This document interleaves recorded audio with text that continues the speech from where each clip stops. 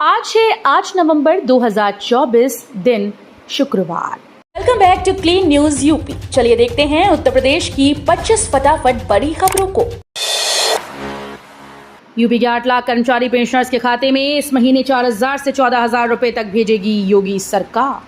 मुख्यमंत्री योगी आदित्यनाथ के आदेश के तहत प्रदेश के 8 लाख कर्मचारियों और 4 लाख के करीब 4 लाख पेंशनर के खाते में इस महीने के अंत या अगले महीने की शुरुआत में हजारों रुपए आएंगे। ये धन करीब 4,500 रुपए से लेकर 14,000 रुपए तक कर्मचारियों के खाते में आएंगे। 3% एरियर की जिस बढ़ोतरी का ऐलान दिवाली से पहले किया गया था, उसमें एक महीने का भाग आ गया था, मगर अब जुलाई से सितंबर तक का बकाया एरियर कर्मचारियों और पेंशनर्स के खाते में आएगा।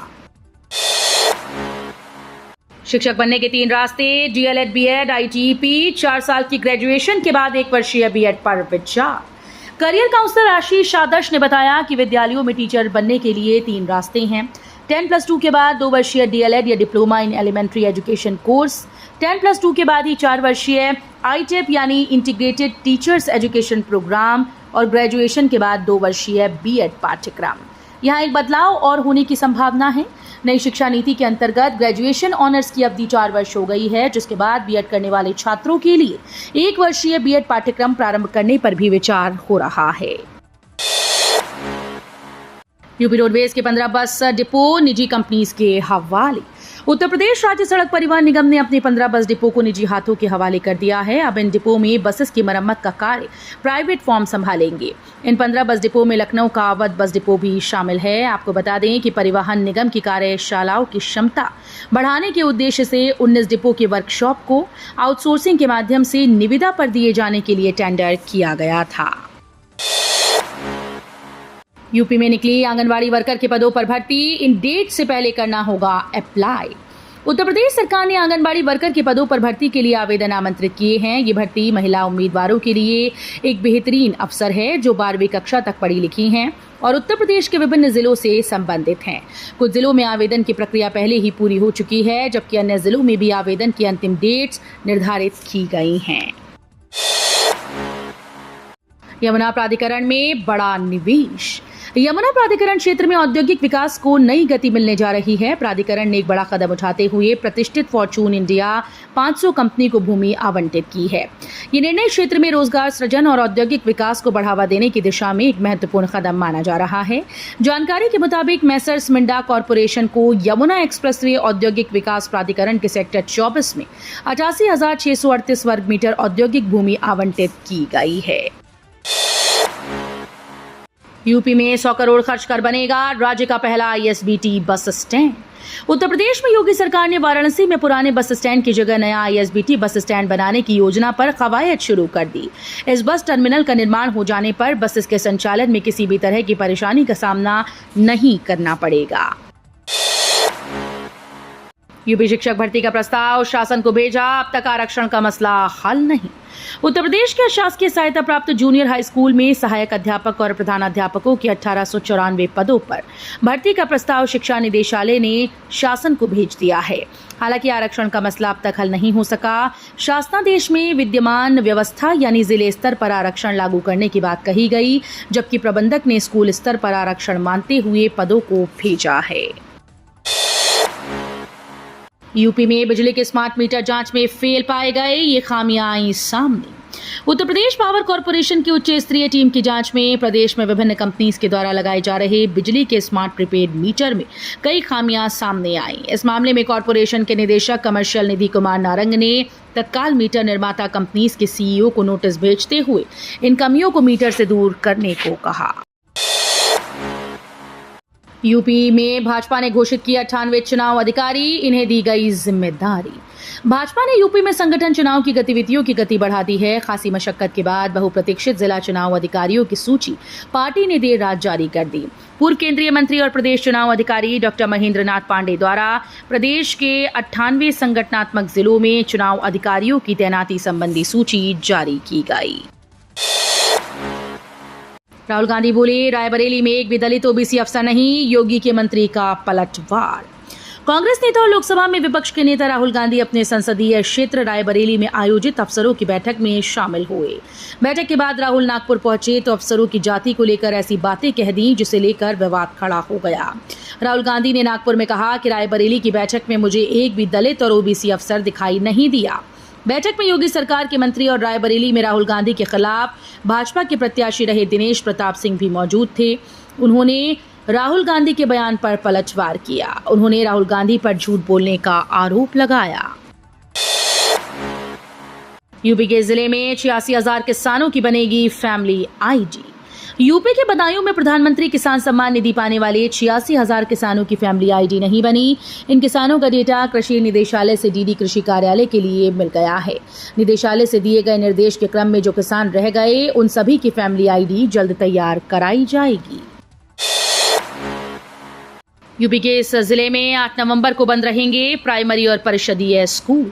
यूपी में गोरखपुर छठ पर्व को देखते हुए डीएम ने 8 नवंबर को स्कूल्स में अवकाश की घोषणा कर दी। डीएम कृष्णा करुणेश के मुताबिक सूर्योदय छठ पूजा की महत्ता के दृष्टिगत 7 नवंबर को पूर्व घोषित अवकाश निरस्त कर 8 नवंबर को स्थानीय अवकाश घोषित किया गया है। उधर परिषदीय विद्यालयों में 8 नवंबर को अवकाश रहेगा। आज 8 नवंबर को जिला प्रशासन ने स्थानीय अवकाश घोषित किया है।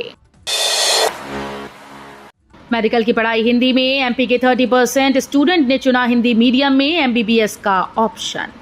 मध्य प्रदेश में एमबीबीएस की पढ़ाई हिंदी मीडियम से भी हो सकेगी। प्रदेश के 30% स्टूडेंट्स ने हिंदी मीडियम से मेडिकल की पढ़ाई करने का विकल्प चुना है। ऐसा करने वाला मध्य प्रदेश देश का पहला राज्य है और भी राज्य इस कदम आगे बढ़ा रहे हैं। केंद्र ने पराली जलाने पर जुर्माना दुगना किया। सुप्रीम कोर्ट की सख्ती के बाद केंद्र सरकार ने पराली जलाने वाले किसानों पर जुर्माना दुगना कर दिया है। पर्यावरण मंत्रालय ने गुरुवार को एक नोटिफिकेशन जारी कर इसकी जानकारी दी। अब 2 एकड़ से कम जमीन पर 5,000 रुपए का जुर्माना लगेगा। 2 से 5 एकड़ तक 10,000 और 5 एकड़ से ज्यादा जमीन वालों से 30,000 रुपए जुर्माना वसूला जाएगा। घर का सपना होगा पूरा। सालों पहले खरीदी जमीन अब उगलेगी सोना। यीडा का क्या है मास्टर प्लान 2041।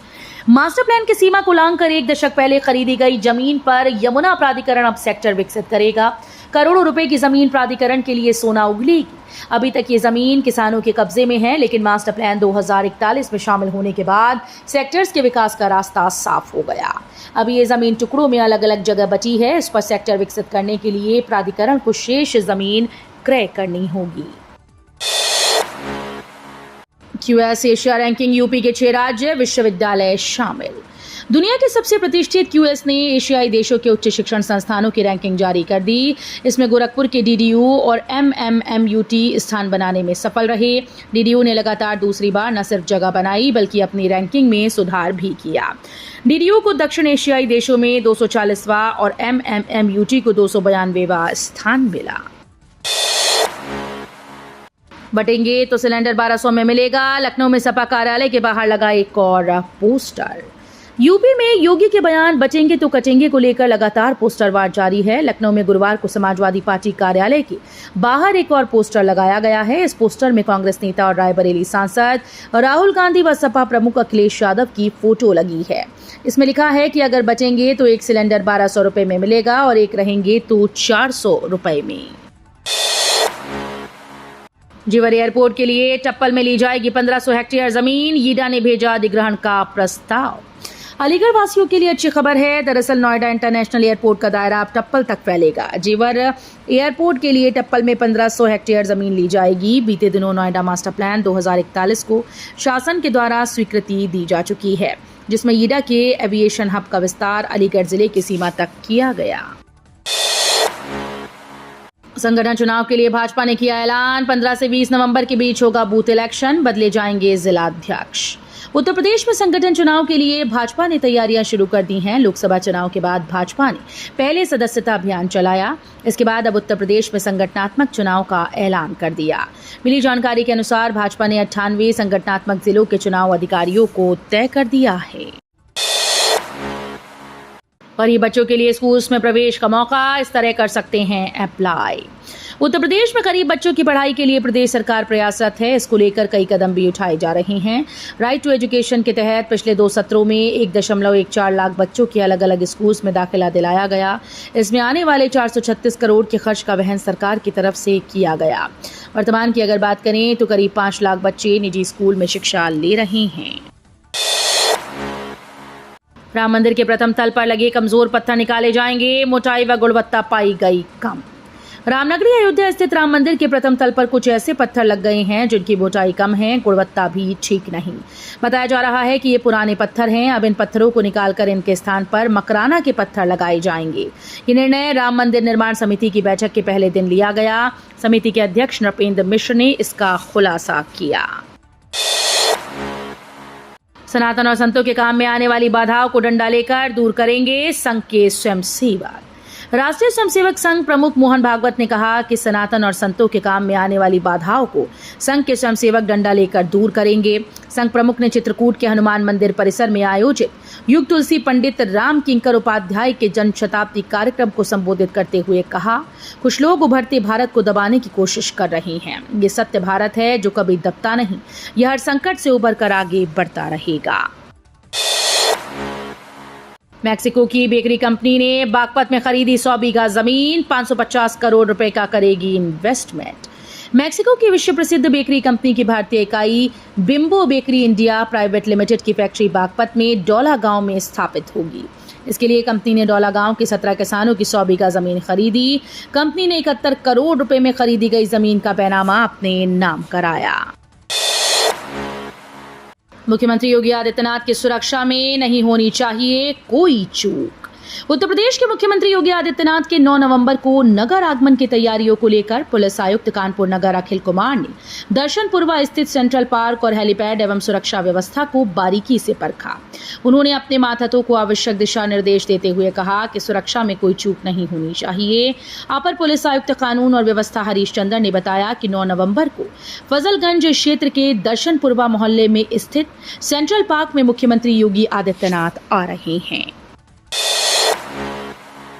यूपी के इन स्कूल्स में 1200 एडहॉक शिक्षकों के परमानेंट होने का रास्ता साफ। उत्तर प्रदेश के सहायता प्राप्त माध्यमिक विद्यालयों में 30 दिसंबर 2000 से पूर्व नियुक्त लगभग 1200 तदर्थ शिक्षकों के नियमितीकरण का रास्ता साफ हो गया है। शिक्षा निदेशालय में उप शिक्षा निदेशक रामचेत की ओर से 4 नवंबर को सभी मंडलीय संयुक्त शिक्षा निदेशकों को इस संबंध में आदेश जारी हुए हैं। इस आदेश से 30 दिसंबर 2000 से पहले नियुक्त किए गए शिक्षकों की पुरानी पेंशन और 25 से 30 सालों से जमा उनका जीपीएफ भी लैप्स होने से बच जाएगा। तो ये थी आज की 25 फटाफट बड़ी खबरें। अगर आपको न्यूज पसंद आई हो तो वीडियो को लाइक और शेयर जरूर करें। धन्यवाद।